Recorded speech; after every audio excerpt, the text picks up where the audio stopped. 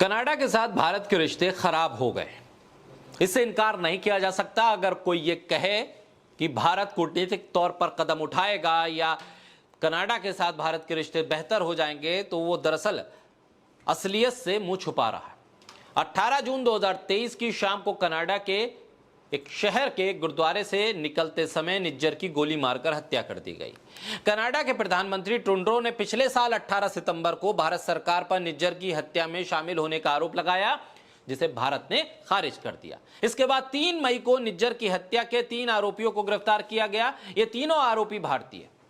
Canada की police ने कहा कि इन पर पुलिस कई महीनों से नजर रखे हुए थी। उन्हें यकीन है कि इसे भारत ने निज्जर को मारने का काम सौंपा था। तब भारत ने इस मामले पर कहा था कि यह कनाडा का आंतरिक मामला है।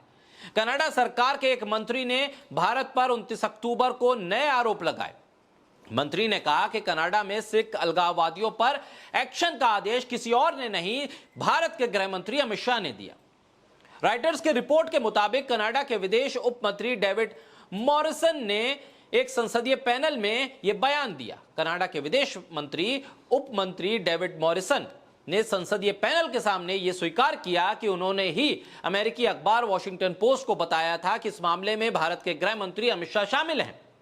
कनाडा में भारतीय दूतावास और भारतीय विदेश मंत्रालय ने अभी तक इन आरोपों पर कोई टिप्पणी नहीं की। खालिस्तानी अलगाववादी नेता हरदीप सिंह निज्जर की हत्या से जुड़े मामले में केंद्रीय गृह मंत्री अमित शाह का नाम लेकर कनाडा ने अपना कूटनीतिक हमला काफी तेज कर दिया। ग्लोबल एंड मेल की रिपोर्ट के मुताबिक वॉशिंगटन पोस्ट की लीक की गई जानकारी में भारत के गृह मंत्री अमित शाह का नाम शामिल था। कनाडा ने इसको हिंसक घटनाओं के लिए निर्देश देने वाला बताया और गैंगस्टर सुखदुल सिंह गिल की हत्या से भारत को जोड़ा। 20 सितंबर 2023 को कनाडा के विन्नीपेग में गिल की गोली मारकर हत्या कर दी गई थी।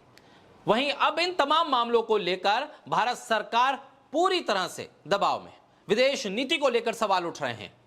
भारत की 5 आइज कंट्रीज के बीच फजीयत हो रही है। वहीं अब इस मामले पर बीजेपी के नेता सुब्रमण्यम स्वामी ने गंभीर सवाल उठाए हैं। उन्होंने यहां तक कह दिया कि अमित शाह को उनके पद से हटा देना चाहिए।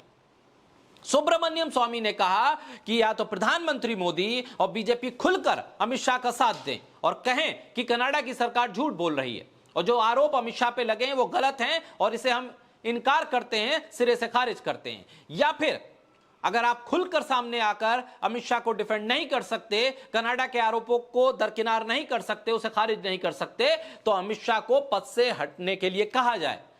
बीजेपी और प्रधानमंत्री मोदी अमित शाह से कहें कि वो अपने पद से हट जाएं, क्योंकि जब तक ये मामला कोर्ट में है और कोर्ट से वो पाक साफ साबित नहीं होते, तब तक अमित शाह को गृह मंत्री के तौर पर बने रहने का कोई औचित्य नजर नहीं आता।